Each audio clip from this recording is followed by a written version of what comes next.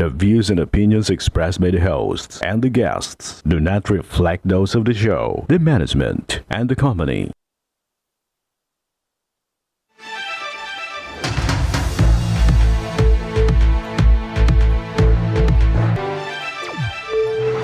Magandang hapon sa ating mga masugid na taga-subaybay. Live na po tayo ngayong araw ng Miyerkules para magbigay ng serbisyo publiko. Live na rin tayong napapakinggan sa 90.3 Radyo Uragon Sorsogon, 88.3 sa Catanduanes, 90.7 sa Legazpi City at live na rin tayong napapanood sa ating YouTube account. Umpisahan na natin ang pagbibigay ng serbisyo publiko.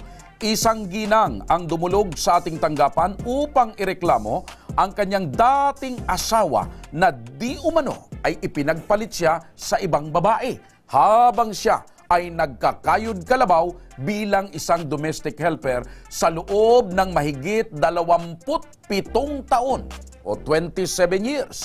Kaya naman, ora mismo rin natin silang pinagharap sa ating programa. Ang buong kaganapan, panuurin po natin. Ay, gusto ko ipakulong yan eh. Kung anong problema mo, matagal ng panahon, tapos yun. May pagsisisi ba na Ay, sobra-sobra ko. Sobra-sobra pagsisisi ko. Dahil sinabihan hindi ako matanda na daw, dahil ako magkakaroon ng lalaki. parang challenge ka? Oo, chinalis ako eh.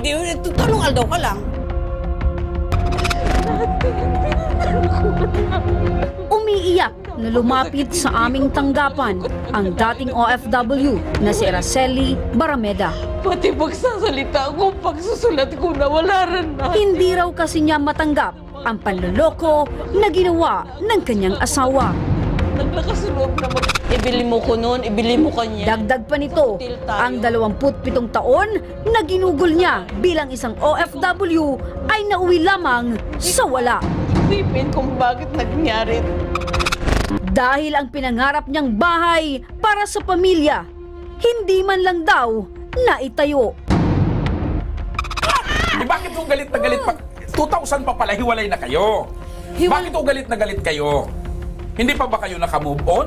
Ay, hindi ako makakamove on. Makakamove on na ako kung dahil ko sila mahihirin dyan sa hinanapan. Tapos, Sa abroad siya, sa Saudi, sa akin 2 taon. Ay, 3 taon siya, Saudi. Susuminobra ng isang taon? Sobra, saan siya tumira? Pagsisisi ba na pinakasalan mo si nanay? Wala, dahil Okay. yung siya maganda. Yung pag-abroad, iba na kung galing. May pagsisisi ba na Ay, sobra-sobra ko. Sobra-sobra pagsisisi ko. minahal mo ba itong si nanay? Noon, hindi pa kami. Ngayon, hindi na. Hindi na talaga pwede. Hindi mo na mahal. Hindi na. Masabi ko lang po, kung hiwalay na sila, di hiwalay na sila. Pero may aminado ka po nanay na may nagawa ka din po pagkakamali kay tatay? hindi ko yung pagkakamali. Sa kanilang pagkakamali yon. Dahil sinabihan hindi ako matanda na daw, dahil ako magkakaroon ng lalaki. Parang nagkaroon challenge ka? Oo, chinalis ako eh. Tanong aldaw ka lang. Hindi nagkaroon ka. Uy, sarang kindat lang yan eh. Yung namiling lalaki tayo mapira. Namili. O nanay, ano masabi mo? Namili ka doon ng Uy, lalaki. namili ako dahil wala sa akin kumakausap. Di, nag-post ako sa dahil tumapil sa akin lalaki. Di yan. Maski nga Kano naman binayad mo nanay? mga 100,000. Mapira. Hindi ka po nang hinayang sa 100,000 Hindi na, ako na nang- dapat nasa anak mo na lang Hindi yung ako pinadala nagano mo? dahil yung Galit kalusugan mo. ko eh. Yung galit ko sobra. Eh, Yan gusto na ko kayo. ipakulong yan eh. O, di ba na, kung anong problema mo, matagal ng panahon, tapos yun. Actually po, pwede po magkaso si Nanay Araceli ng violation of Republic Act 9262 or Sa- nasabing crime po. Ito po ay nahukumit dahil nagbibigay siya ng mental or emotional anguish sa babae dito kay Nanay Araceli. Tama. Kung sakali po mapatunayan na si Mr. na Iluminado ay may panagutan sa batas sa ganitong violasyon, pwede po siya makulong ng hindi nalampas sa person mayor or 6 years of imprisonment po. Kaya pong gawin, kumuha siya ng marriage contract nila, ng asawa niya, tapos yung birth certificate ng mga anak niya, tapos sinumpang salaysay niya, nagagawin niya sa WCPD ng Municipal Police Station ng Pulangi. Sinamahan ng aming tabang ora mismo team si Araceli sa tanggapan ng Philippine National Police sa Pulangi upang makapaghain ng kaukulang reklamo laban kay Iluminado. At dito, agad naman kaming pinaunlakan ni Police Executive Master Sergeant Asuncion Sabater, ang Women's and Children Protection Desk Officer ng PNP Pulangi. Psychological. Kasi matagal mo nang tiniis eh. Biglang sumabog. Kaya mas maano yung ng psychological. Base po doon sa batas, mas mabigat yung psychological na yung pananagutan. Kasi long term effect ang niyan. Ang mga factors, makikita mo sa client yung effect ng being abused. Kasi yung sa pananalita niya, magsalita siya, sa kilos ng kamay niya, at sa bigat ng dinadala niya. Doon mo malalaman na siya psychologically abused. Tsaka continuous marami siyang ikukwento kasi marami ng insidente. Yung wala nang tigil, dire-diretso talaga. Masasabi mo abuse talaga. Iniisip namin na Dahil dito, isa sa ilalim sa isang psychological test si Araceli upang malaman ang kanyang kalagayan matapos ang kanilang hiwalayan ng kanyang dating kinakasama. hindi walang Takot ang nangingibabaw kay Araceli. Kaya naman, matapos makapanayam ang PNP, minabuti ng WCPD na samahan siya na makakuha ng Barangay Protection Order. At nagtungo ang aming team sa Barangay Maynaga upang makaharap ang kanilang punong barangay. Dito nakapanayam namin si Barangay Kapitan William Betsaida. Ang Barangay Protection Order na bibigyan natin, yung lahat ng kahilingan na hindi siya pwedeng lapitan, bigay natin sa kanya. O sa kanya, magpupunta doon sa usawa niya para hindi na lumaki. Kasi once na pumunta siya doon, parang siya na ang sumadyan. Dito lang sa loob ng bahay niya. Huwag na pumunta. Kapag nilabag ng asawa na Araceli, yung binigay na Barangay Protection Order, kailangan siyang hulihin. Makalipas ang ilang araw, sinamahan muli ng aming team si Araceli sa Bicol Medical Center, Department of Psychiatry upang sumailalim sa isang psychological test. At makalipas ang ilang oras na pagsusulit kay Araceli, inassess talaga kami. Nagpapasalamat din sa assessment na yun. Dahil yun na nga, parang madali na. Talagang gusto ko namang pilipit ng tainga. Kaya lang dahil ko magawa. Ganun pa man, nagpapasalamat talaga ako sa inyo dahil tuloy-tuloy ang tulong niyo sa akin. makalipas muli ang ilang linggong pagproseso, nakuha na ang resulta ng psychological test na isinagawa kay Araceli. At dahil kumpleto na ang kailangan ni Araceli, baka sa kanyang mukha ang kagustuhan na makapagsampa na ng formal na reklamo. Alam, dahil binapiyo ko. Agara naman ang aksyon ng PNP Pulangi upang alalayan si Araceli sa kanyang hinaing. Sinamahan ni Police Senior Sergeant Charis Hazel San Joaquin si Araceli sa Prosecutor's Office. Nakapag-file na po kami ng reklamo sa Prosecutor Office sa Ligao. At ito na. Ngunit sa kabila raw ng kanyang pinagdaanang proseso sa pagsasampa ng kaso, hindi niya pa rin maiwasang makaramdam ng pigati sa tuwing maaalala raw niya ang panlulokong ginawa sa kanya ng kanyang asawa at pang-aapi ng kanyang mga anak. Buhay ko, pagising, makikita mo po ang bahay ko, ganyan. Ang 15,000 kong pintuan, bawat pinto ay 20,000 kong pintuan, 15,000 ang bintana, ang bawat bintana. Magkano naman yun? Pinadala ko na sa kanya. Tapos makikita mo, pintuan bang 20,000 yan? Bintana bang 15,000 yan? Saan ka na makakita ng ganyan? Pag-gising mo talaga, maluluka ka. Kaya lang binabaliwala ko na lang. Kahit na ganun, pinatitira ko pa rin ng mga anak ko dahil bala ko talaga sa mga anak ko. Dahil naranasan ko nang maghihirap eh. Naranasan ko na yung walang wala. Kaya kahit na anong kasalbayan ng mga anak ko, sa kanila yan, bakos ako. Kahit salbahe sila, Kahit sinasabi nilang walang kwentang ina. Dahil yun ang alam nila, walang kwentang ina. Kaya wala sa akin yun. Kahit na ano sabihin niya, sabi ko, marami naman, nandyan lang mga kagawad. Pag mamatay ako at nangamoy, hindi naman nila matitiis eh. Yan talaga. Dahil ko inihangad na sila mag-asikaso sa akin. Hindi. Vulcanizing nila, sa akin din yun. Pansitan nila na pinundo nila, akin din yun. Pero hindi ko yan kinukuha. Sa kanila yan, malalaman nila yan pag matanda na sila kung anong tulong ginawa ko. Noon na, yung motor ko, wala na. Bininta nila. Okay lang. Wala sa akin yun. Dahil sabi ko, kaya kong magsulok, kaya kong mag-isa, kaya kong mabuhay mag-isa ko. Pinanghugutan ko ng lakas ng kasalbahihan nila. Iyo. Hindi ako nagbibiro. Yung kasalbahihan nila, yun doon ako humuhugot ng lakas. Hindi ko naiisip na isip mo kaya mag-suicide? Sabi sa akin. Hindi ko naiisip mag-suicide. Na yan, inutangan, may improvement. Pero kahit ganun pa man, pilit pa ring lumalaban at naninindigan si Araceli upang buhayin ang kanyang sarili.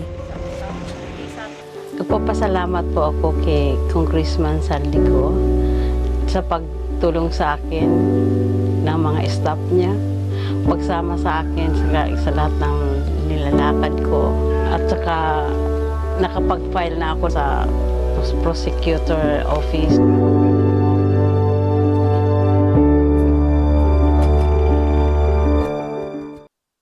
Ayun, mga kaibigan. So, ang usapin na ito ay tungkol sa pangangaliwa ng mister. Habang nasa abroad, nagtatrabaho at nagsusumikap, nagsasakripisyo yung misis. Pinailan na ngayon ng kaso, yung mister na nangaliwa. Kaya kung nakikinig po yung mga kumari ko dyan, mga kumpari ko na ang asawa ay nasa abroad, baka nangangaliwa kayo. Tandaan nyo, pwede kayong makasuhan. Eto naman mga kaibigan, mga katabang, dumako naman tayo sa kwento ng isang pamilya mula sa Taguytoy, Camaligalbay, na isang iglap lang ay nawala ng bahay matapos masunugan noong ika-22 nitong buwan ng Agosto. Kuha sa cellphone video kung paano nasunog ang buong bahay ng pamilya ni Rena Mercadero dahil na rin daw sa mga mahihinang klase ng materyales kaya napadali ang paglaki ng sunog sa kanilang bahay. Ayan. Kitang-kita is grabe ang apoy, naglalagablab, parang impyerno. Grabe. Talagang matutupo ka agad ang bahay mo pag ganyang kalaki ang apoy. Kasama natin ngayon si Rena Mercadero. Rena, magandang hapon sa iyo. Magandang hapon po sa inyo pong lahat. Opo. Saan nagsimula ang sunog sa bahay nyo? Natural sa apoy, di ba? Basta po sir, nakita po namin siya, nasa taas na po yung kalayo. Tapos po, hindi na po namin kaya. So, wala kayong ideya kung paano nag-umpisa yung apoy? May nagsindi ba? May nagtapon ba ng sigarilyo? May gasera ba? Wala po sir Kasi po, hindi po namin alam kasi po madilim po. Gabi po yun. Anong oras nangyari ito? Alas 10 po ng gabi po. Alas 10 ng gabi? Opo. So, natutulog na kayo? Opo. So, nasa loob kayo ng bahay mismo nung mangyari itong pagkasunog? Nagising po ako, ihi po ako, sir. Tapos po, nung pagkagising ko po, dakulo na puso ko layo. Tapos dali-dali pong kinuha namin yung akos po namin sa kabila. Tapos po yung mga akos ko po, muntik na pong masunog yung dalawa ko pong anak. Ilan po kayong nasa loob ng bahay nung mangyari ang sunog? Anim po kami, Opo. sir. Sino? Yung mister mo? Opo, yung asawa ko po, ako po, yung apat ko pong anak. Na dalawa pong sa dayot, dalawa pong dakulo na po. Okay. So, anim kayo nasa loob. Opo. Mabuti na lang naagapan yung ilang taong gulang na yung mga anak nyo? Yung panganay ko po 11 po, yung sumunod po 8, yung sumunod po na babae ko po 6, yung bunso ko po ngayon 2 years old po. Oh, buti na lang naagapan yung makuha kaagad yung mga anak nyo. Nagising din kaagad si mister mo. Okay. So nung nakita nyong nasunog na, hindi kayo nataranta o anong ginawa mo? Kasi ikaw ang unang nakakita Ano ginawa mo? Ang una ko po, sir, ginawa, kinuha ko po yung mga anak ko, abo ko po, gusto ko pong maligtas po kami ubos ng mga anak ko. Yung mister mo, ginising mo na rin? Opo. Okay, nagsisigawan na kayo? Opo. Oo. Marami ba kayong kapitbahay? Opo, pero ano po kaya, kasagsagan po baga po sir, kasi po pista po sa amin, kasagsagan po naman mga video po. So marami nagbibideo, okay. Maraming lasing ba nung mangyari yung sunog? Medyo po. Baka may nagtapo ng sigarilyo. Hindi po namin alam kasi po wala po kaming ano po eh. Pero wala naman kayong kaaway na Wala maaaring naman sinadya po. yung pagsunog? Wala naman po. Matagal na po kami doon. Bali 13 years na po sir kami doon. 13 years na kayo Opo. nakatira doon. Wala naman kayong kaaway na Opo. kapitbahay. Wala po. Okay naman sa inyo yung mga kapitbahay. Opo. Okay. So, kumusta yung mga anak mo? Anong pakiramdam nung nagtatakbuhan na kayo na inililigtas mo yung mga anak mo? Nataranta po yung lahat po kami sir, nataranta pati na po Nag-iiyakan yung ba mga yung anak mga ko. anak mo? Opo. Pati po ako sir, wala na po ako sa isip ko po. Hindi ko na po alam kung anong gagawin ko po sir. Kasi ngayon lang po So, ako nakaranas noon eh. Nung makalabas kayo ng bahay, saan kayo dumiretso? Dito po sa luwan po ng balay po namin. Sa labas lang? May kalsada? Opo. Hindi po, sa ano po kaya kami, bulod po kami Sa, sir. sa bundok. May mga kapitbahay kayo, malalayo? Opo. Malalayo? Opo. Naglabasan na rin yung mga kapitbahay nyo? Pumunta Opo. pa? Opo, matulong po kita na pero hindi na po sir Hindi na kaya. kaya. Malaki na po yung kalayo eh. Okay. Hindi na po kaya. So, matapos na masunog yung bahay nyo, saan kayo ngayon nakatira or nanunuluyan? Sa kubo-kubo lang po, sa day na lang po. Kubo-kubo po. Sa daga na lang po. Kubo-kubo na malapit sa bahay nyo. Ano Hindi ito po, bang malayo na yung po. lupa nyo ba may mga manyog? Opo, Mga may nyugan? mga kahoy po. Mga kahoy? So may kubo-kubo. Kaninong kubo-kubo yon? Yung dati pong pinag-istaran po nung kuya po namin. Yung kuya po Dating tinira ng kuya nyo na kubo-kubo, pero ito lupa lang ang Opo, sahig. Opo. Okay. Gaano kalaki yung kubo? Sa dayot lang po sir. Sa day lang po siya. So maliit lang yung kubo. Okay. So, naubos ba lahat yung gamit nyo? Lahat po sir nang nasa loob po nung bahay po namin. Natupok po lahat. Ano lang yung mga nakaligtas maliban sa inyo na mga Yung suot lang po namin sir. suot lang ninyo? Opo. Pati yung mga gamit nyo sa kusina, ubos? Opo. Uy, matinding pangyari. So, ngayon, kumusta ang buhay? Nakakapagtrabaho na ba si Mister? Kailan nga pala nangyari ito? August 22 po. August 22. Opo. Nakakapagtrabaho na ba yung Mister mo Hindi ngayon? pa po sir. Hindi pa po kaya po nakaka-recover po sir. Medyo may trauma pa. Opo. Pero ano sana ang hanap buhay niyong mag-asawa? Ano lang po sir, yung ang hanap buhay lang po sir ng asawa ko, patandan-tandan lang po. Nagpapa... Nagpaupa lang po sir. Opo. Pag may nagkuhan pa extra. Opo. Anong mga alam niyang trabaho? Ano po niyan sir, maghawan po sa palayan, magkital po nyog. Ano lang po sir. Okay. Yun lang po. Okay. So sa ngayon, kumusta yung mga anak mo? Nakakapag-aral pa? Ngayon pa lang po sir, naglog po. Pero, Ngayon pumasok na Opo, ngayon? pero pinatyaga ko lang po sa kunting gamit lang po muna. Wala naman po sir eh. Nasulok po kaya eh. So, saan kayo ngayon kumukuha ng pang-araw-araw na pangangailangan? Saka ano yung mga ginagamit nyo? May mga nagbigay-bigay na ba sa inyo? Mayroon na pong nagtabang pong pakunti-kunti po sir. Yun po. So, kahit pa paano nakakaraos. Opo. Pero siyempre hindi komportable. Saan natutulog yung mga anak nyo? Sa lupa? Dito po, sigbay-sigbay po kami sa daga Anong po. nilagay nyo na lang na sapin sa lupa? Ano po, yung plywood po. Plywood. Opo. Okay. So, gaano kahirap, nanay, yung pakiramdam na nakikita mo yung mga anak mo na nawalan kayo ng lahat ng gamit at sa halip na nakatira kayo sa medyo maayos-ayos na bahay, ngayon nasa lupa kayo. Anong pakiramdam? Medyo masakit po sir sa loob ko po. Kasi po hindi sanay yung mga anak kong matulog po sa ganyang daga po sir. Hindi po sila sanay. Dangan po, natatakot po ako. Siyempre baga po sir, paggabi po. May ahas. Medyo mayroon pong mga nag-aagi-agi ba pong mga hayop. Yung po, kinatatakutan ko po sir. Kaya po hindi po ako nakakatulog kasi po binabantayan ko po yung mga anak ko paggabi po. Okay. Nanay, dahil po dyan sa sitwasyon ninyo, naidulog na po natin ito sa tanggapan ng Ako Bicol Party List. Opo. At itong magandang balita, ura mismo silang nagpaabot po ng tulong para sa inyo. Na naandito na nga po. Mga gamit muna. Tanggapin nyo po ang mga damit. May mga damit dyan. Damit. Ano pang nandyan? Planggana. Banig. Ano pa? Food packs. Ayun, may pagkain pa. So, damit, planggana, banig, pagkain, nandiyan pa. Meron pa. Para sa kanya ito, no? Para sa kanya ito? Yan. Ito na. Para sa iyo pa ito, misis. regalo pa rin yan ng Ako Bicol Tabang Ora mismo ni Congressman Saldico. Maliban sa mga damit at pagkain na nandyan sa likod mo. Kunin mo na, Mrs. Yan. Bakit naiiyak po kayo? Hindi ko lang po kasi sir matanggap so nangyari. So hanggang ngayon talagang medyo Opo. nahihirapan ka pa? Opo. Ilang matagal nyo bang pinundar yung bahay nyo? Opo, taon po sir. Bago nyo na, tapos Opo. bigla lang nangyari yung Opo. gano'n. Tapos hindi ko po alam na ganun lang pala po yung mangyayari. Hindi Bigla ba na lang naglalaro po. ng apo yung ano? Mga Hindi anak? po. Kasi po tinuturuan ko po sila. Anong ginamit nyo? Gasera ba? Ano lang po, yung sa lighter lang po. Tapos ang tugon, pag ako po sir, nagaluto po kami, titugunan ko po yung mga anak ko na pagkatapos po, paruhin na po ang kalayo. Ayun, okay. Yung po. Okay. So, nanay, ano po ang masasabi nyo na andyan sa likod po ninyo? Sangkatambak po dyan ang mga nakikita ko. Ano ang masasabi nyo kay Congressman Saldico sa Ako Bicol Party List at sa palatuntunan ito? Ako po ay nagpapasalamat po sa Ayun, inyo, nanay, oh. sa lahat po ng ng ano po, digde. Kita mo na, nanay? Ang dami. Oh, mga banig.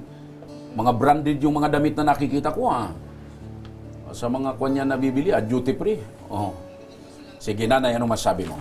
Ako po ay nagpapasalamat sa Ako Bicol, Tabang Ora mismo, kay Salsigo. Maraming salamat po sa lahat po ng tulong niyo po. Yun lang po at maraming salamat po sa Ikaw naman, nanay, binulol mo pa, Saldico. Congressman Saldico. Pasensya na po, sir. Okay lang, Medyo okay lang po. nervyos po. Naintindihan ko po na medyo nandun pa yung trauma, na nasunog yung banyo, ninenervyos ka pa minsan. Importante, nanay, tandaan nyo lang ito. Habang buhay, may pag-asa. At huwag nyong magkakalimutang manalangin sa buong may kapal. At alalahanin nyo, mayroong isang Congressman Saldico at mayroong Ako Bicol Party List na handang tumulong sa inyo. Okay?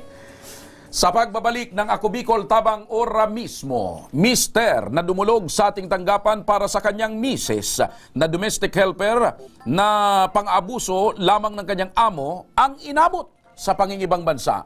Nakauwi na sa tulong ng programa. Ang buong kwento, abangan sa pagbabalik ng Tabang Ora mismo.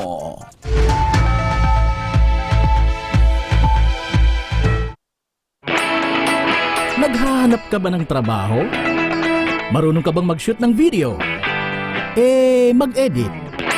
Magaling ka ba sa social media? Willing ka bang matuto? Graduate ng journalism o may alam na sa media? Apply na dahil naghahanap kami ng videographers para sa Camarines Norte, Sorsogon, Camarines Sur, Catanduanes at Masbate.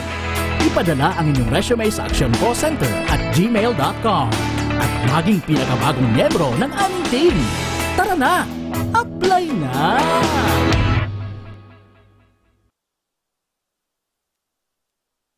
Nangunguna pa rin sa pagpapagawa at pagpapaayos ng mga kalsada sa buong Kabikulan, mga panturismong infrastruktura, kaya salamat sa Ako Bicol, tadakulan ang tabang digdi sa muya. mga paaralan at mga gusaling kapakipakinabang.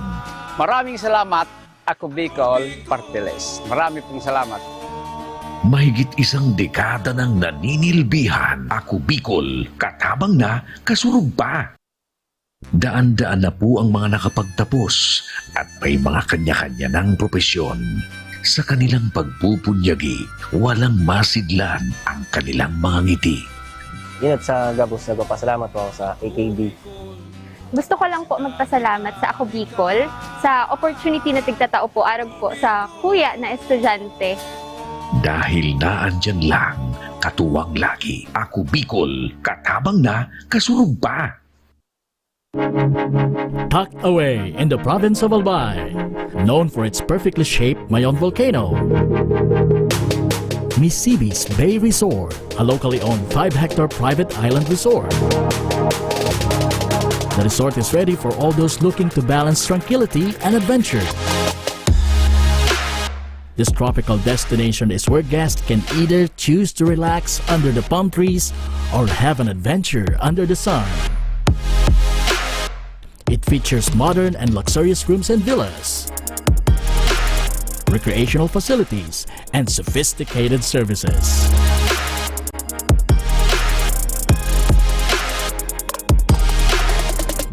Come and experience Mississippi's Bay Resort, your tropical island getaway.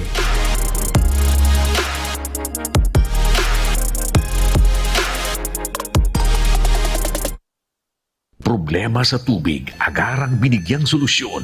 Nagpatayo ng mga solar-powered water supply system sa mga liblib na lugar. Libre, malinis at maaasahang supply ng tubig 24/7. Dakulaon ang pagpapasalamat niya mo dahil may kamalilingan habang kami nabubuhay. Dakulaon nining tabang para sa gabos na tao digdi. Salamat po. Para sa ating mga kababayang nasa laylayan, Ako Bicol, katabang na, kasurug pa. Libo-libo na ang mga nabigyan ng tulong medikal. Bata, matanda, kahit sino man, lahat ng mga may karamdaman, may maaasahan. Nagpapasalamat sa Ako Bicol Party List. Hindi po namin makakalimutan ang tulong na dinala ninyo dito sa aming bayan. Maraming salamat po. Dahil iisa lang ang tunay na nagmamalasakit. Ako Bicol, katabang na, kasurug pa. Nagbabalik ang Ako Bicol tabang ora mismo. Kung ating maalala mga kaibigan, nito lamang ika-23 ng Agosto nang dumulog si Maximo Isplana upang humingi ng tulong na mapauwi ang kanyang misis na isang domestic helper sa bansang Riyadh. Dahil hindi pa nagtatagal ay nakaranas na ito umano ng pang-aabuso mula sa dalawang naging amo nito. Kaya naman, ora mismo tayong umaksyon kasama ang opisina ng Department of Migrant Workers sa pangunguna mga kaibigan ni Yusek Hans Leo Kakdak. At ngayon, ito yung biniro ko na baka namimiss mo lang sabi ko yung misis mo kaya gusto mong umuwi, di ba? Kasama natin ngayon si Maximo Isplana at ang kanyang asawa si Rona Minya Isplana. Okay, magandang hapon sa iyo, Rona. Magandang hapon po, sir. Kumusta ka ngayon, Rona? Okay lang po, sir. Masaya na po kasi nakauwi na po ng Pinas. Okay, kailan ka nakauwi ng Pilipinas? Kagabi lang po, sir. Kagabi tapos bumiyahe ka na ngayon, papuntang Legazpi. Kagabi lang po ako, sir, dumating dito. Ng Legazpi? Opo. Pero sa Pilipinas, sa Manila, dumating ka kailan? 27 po, sir. 27, okay. Ano ang prosesong pinagdaanan mo doon upang makauwi ka ng Pilipinas? Kasi last week pa lang ito nang dumulog dito yung asawa mo. Opo, sir. Nung nung hindi pa po pumunta dito yung asawa ko para ireklamo po yung agency, halos ayaw po talaga ako nila, sir. Aksyonan. Opo, kasi ang gusto po nila, maghanap pa ako, sir, ng mga employer. Tapos, syempre ako, sir, natatakot na po ako magpaano kasi nakadalawa ka ng amo. Opo, kasi nag-message na po ako sa agency ng Manila na gusto ko na lang po umuwi kasi sabi ko baka makuha pa nila sa aking amo, baka mas malala po dun sa mga nauna. Tapos ang sabi po sa akin ng agency ng Manila, baka daw po, wag ko daw po i-blame yung mga employer kong nauna. Sabi ko po, hindi naman po ako nagbi-blame ng mga employer ko. Nagsasabi lang po ako ng totoo kasi po, base po sa mga nakaranasan ko sa mga naging amo ko. Tapos yun po, sabi sa akin, isettle ko daw po yung yung ticket para makuwi ako ng Pinas. Ipa-arrange ko daw po sa pamilya ko para makauwi. Kaya nga bumili sila, di ba? Opo. Tapos yun po, nagpabook po yung ate ko kasi sabi ng asawa ko, siya na daw po bahala para kausapin yung ate ko maghanap ng pera. 21 po, nagpabook. Di 23 po, dapat ng madaling araw. Flight pauwi ko na. Pauwi ka na. Tapos yun po, nag-message po ako sa agency po ng Manila, then po sa agency ng Saudi, sinend ko po yung ticket ko, parang naano po sila, bakit daw po ura-urada. Sabi ko po, kaya nagawa ko yun kasi base po sa message nyo, nag-i-arrange po yung ticket. Hindi naman po sila sa akin nagpaintindi na lagyan ko po ng yung parang agwat na araw para maayos po nila yung ano ko. Tapos sinabihan pa ako na wag ko lang daw po i-settle yung ticket ko, pati daw po yung bayaran ko sa agency. Kasi ayaw po talaga nila ako pauwiin. Tapos yun po, parang sabi ko, kayo nang bahala dyan sa Pinas, kayo nang bahala kung saan kayo hingi ng tulong na makauwi po ako ng Pinas.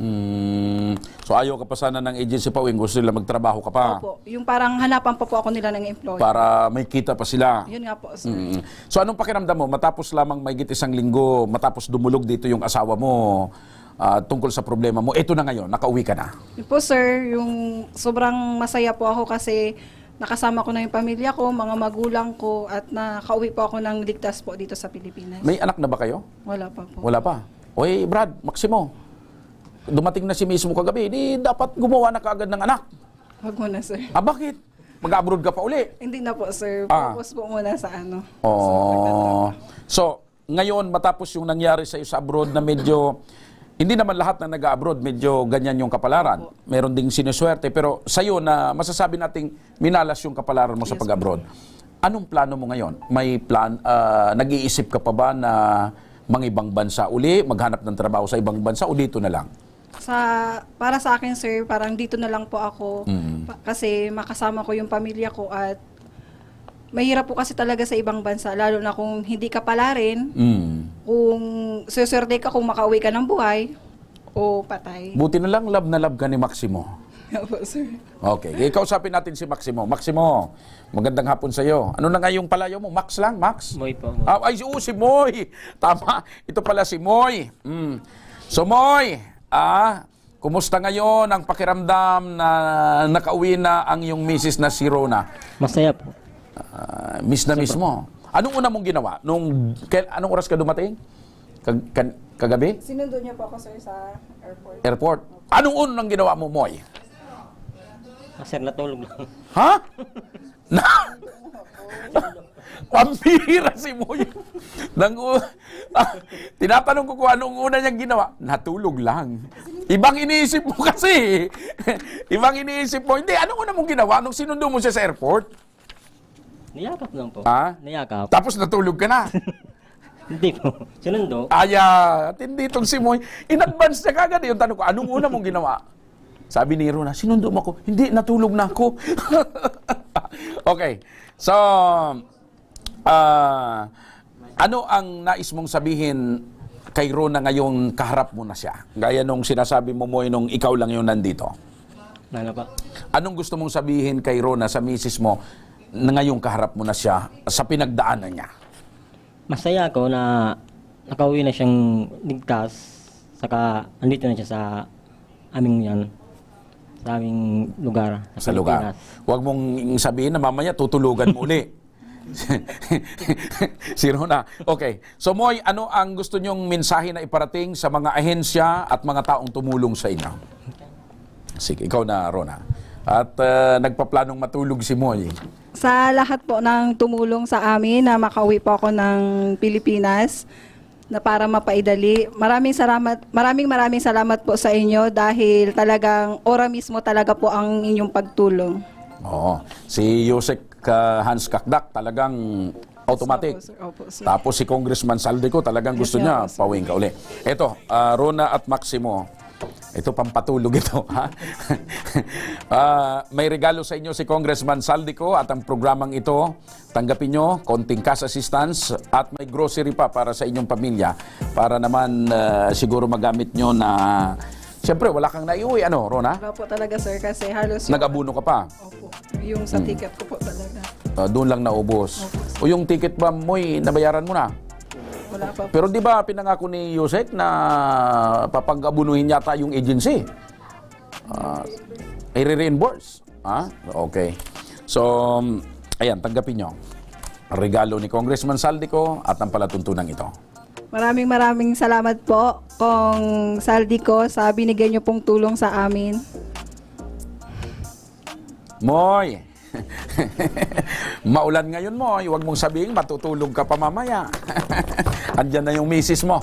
Mga kaibigan, sa mga may problemang legal at medikal na nais humingin ng tulong sa ating programa, maaari po kayong magsadya sa aming tanggapan sa ground floor ng Embarcadero de Legazpi, Victory Village, Legazpi City. Bukas po ang aming tanggapan mula Lunes hanggang Sabado alas 8 ng umaga hanggang alas 5 ng hapon. Sa mga nasa Metro Manila naman po at kalapit na lugar, maaari po kayong humingi ng tulong sa Action Call Center sa North Wing ng Batasang Pambansa. Magpunta lamang po kayo tuwing araw ng Lunes alas 8 ng umaga hanggang ala 1 ng hapon. Maaari din po kayong magpadala ng mensahe sa aming official Facebook Facebook page na Ako Bicol Tabang Ora mismo. Kahit anong reklamo po ay aming tinatanggap. Huwag nyo rin pong kalimutang i-follow ang aming mga official social media account. Sa aming official Facebook account, Ako Bicol Tabang Ora mismo ni Congressman Saldico. Sa aming YouTube, Ako Bicol Tabang Ora mismo. Meron din kaming TikTok account at Ako Bicol Tabang Ora mismo. Hanggang bukas, sama-sama nating aaksyonan ang mga problemang medikal at legal. Ito po ang programang may paninindigan patuloy na tutugon sa inyong pangangailangan. Ako naman po, si Joshua Martinez, Mr. Sira. Maraming salamat. God bless Bicolandia. Mabuhay. Ito ang Tabang Ora mismo. Aksyon ko sa mga nangangailangan, aksyon ko lahat ay dadamayan. Noon at ngayon tayo sinamahan, aksyon ko patuloy na magsisilbi. Aksyon ko sa mga nangangailangan, aksyon ko lahat ay dadamayan. Noon at ngayon tayo sinamahan, aksyon ko patuloy na magsisilbi. Isang mas